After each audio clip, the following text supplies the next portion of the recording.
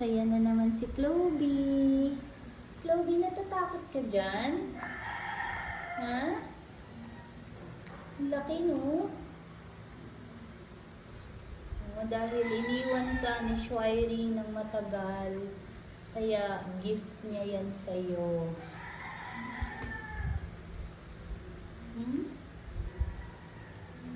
Yummy? Yummy? Dapat pala birthday gift namin yan sa'yo next month. Hi, baby. Chloe, masarap ba yan? Ha?